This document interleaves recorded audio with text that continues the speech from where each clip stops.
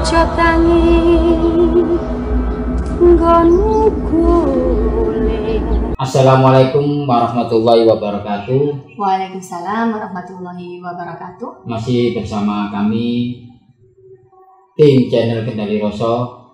Pada hari ini saya ditemani oleh salah satu tim dari channel Kendali Rasa, yaitu Mbak Siti Husnul Khotimah. Assalamualaikum Mbak. Waalaikumsalam. Gimana kabarnya?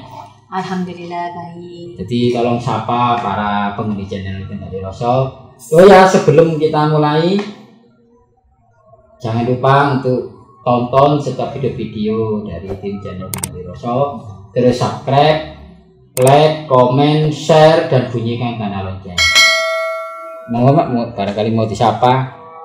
Assalamualaikum, halo sobat penghuni channel Kendali Rasa. Kenalkan saya Siti Husnul Khotimah yang biasa membawakan cerita misteri di channel Kendali Rasa. Oke para sahabat, saya akan mewawancarai beliau seputar dari pada saat pembuatan dari rekaman-rekaman dari cerita misteri. Mudah-mudahan beliau bisa menceritakan awal-awalnya kayak gimana, sehingga sebenarnya sih banyak kejadian-kejadian misteri pada saat awal pembuatan dari rekaman itu.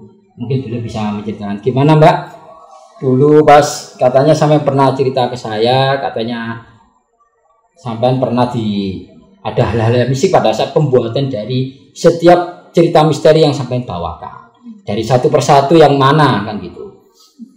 Kita mulai dari yang cerita misteri Das Glondong dulu ya. Iya. Waktu saya di pondok pesantren, awal-awalnya itu saya cerita itu nggak ada kendala apa-apa, tapi pas sampai di pertengahan itu tiba-tiba itu kuping saya itu langsung dengung gitu, kayak ada yang niup atau neken gitu loh, jadi sakit sekali gitu. Lah waktu saya ngerekam itu lampunya itu mati, kemudian habis itu saya nyalakan itu lampunya, tapi tetap sakit gitu. Tapi tetap saya lanjut cerita sampai selesai. Cerita itu selesai, sudah nggak sakit telinga saya. Pas waktu cerita proses pembuatan ceritanya itu lagi rekaman itu, waduh sakit banget itu yang sebelah kanan. Itu yang pertama. Untuk yang kedua, waktu itu lagi ngerekam Muka Rata yang pertama kali ditampilkan di channel untuk kisah misterinya.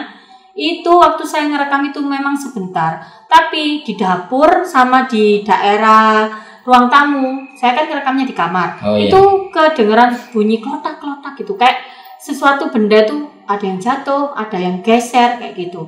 Cuman saya nggak hiraukan ya, sudahlah gitu aja. Jadi nggak seberapa, buat saya nggak seberapa mengganggu. Jadi saya teruskan untuk rekaman kayak gitu. Ya, terus setelah kejadian direkam, apakah ada kendala-kendala atau seolah-olah diikuti atau gimana, atau ada bisikan? Karena ada dari salah satu tim ya kan, yang tidak bisa saya sebutkan ya kan, itu pada saat merekam itu kejadiannya setelah 1 hari 2 hari itu entah keluarganya, istrinya itu kayak digangguin. Setelah itu mereka salah satu tim itu tadi datang ke rumah Kiai, setelah itu dikasih doa-doa atau gimana, itu akhirnya sudah nggak ganggu. Barangkali Mbak juga merasakan itu? Waktu itu tepatnya di kantor sore. Waktu itu siang itu rilis ini kisah misteri Kuntilanak Merah. Sorenya diputerlah itu di salon ruangan lantai 3 itu sama teman-teman itu cerita saya. Nggak lama kemudian waktu saya lagi enak-enak analisa, itu ceritanya itu tiba-tiba itu kayak putus-putus gitu. Padahal itu biasanya tuh lancar, mau nyalakan musik, mau nyalakan cerita horor lainnya itu lancar. Tapi pas waktu diputer Kuntilanak Merah ini tiba-tiba itu kayak putus-putus. Nggak lama putus-putus itu lampu pas atas saya, meja kantor saya itu lap-lap kayak gitu, kayak mau mati. Dan teman-teman saya saksinya, banyak yang melihat kayak gitu. Itu siang hari Mbak? Sore. Oh sore Mau maghrib. Nggak usah disebut kantornya lah, untuk menjaga privasi. Tapi pada intinya itu kejadiannya itu sore. Iya sore. Gak lama habis itu, setelah lap itu teman-teman saya itu rame. Loh, lampunya Mbak Husnul loh, itu mati hidup kayak gitu.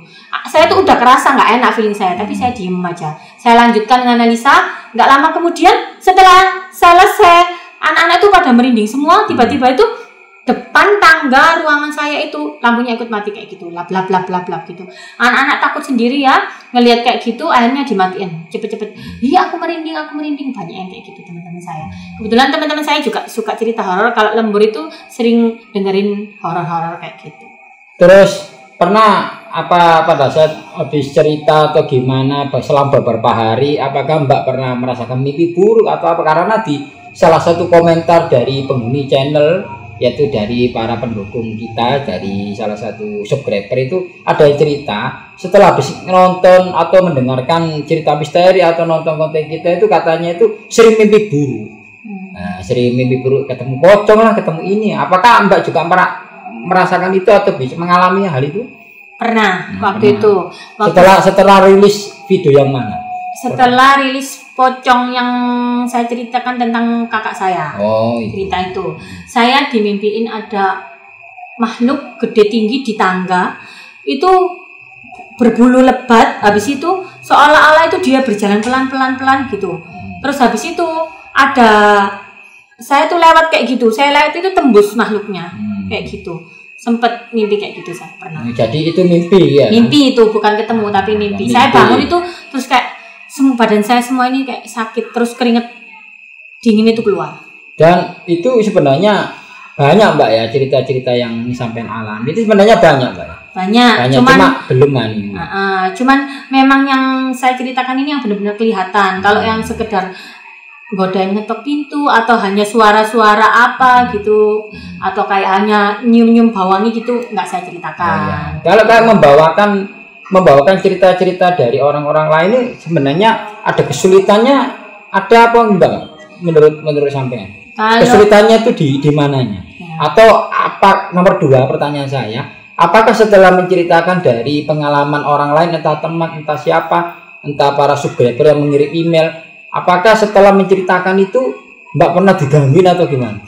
Untuk kalau menceritakan tentang pengalaman orang lain itu saya seperti harus benar-benar dengerin atau membaca ceritanya itu sampai 2-3 kali karena tidak mengalami sendiri ya. Oh, iya. Beda kalau saya ngalamin sendiri kan meskipun saya nggak pakai apa-apa, nggak pakai latihan, tapi saya tuh kayak mengalir gitu. Beda sama saya menceritakan punya orang lain, cuman saya tetap terus menjiwai itu untuk supaya saya yang berada di posisi itu, seperti itu.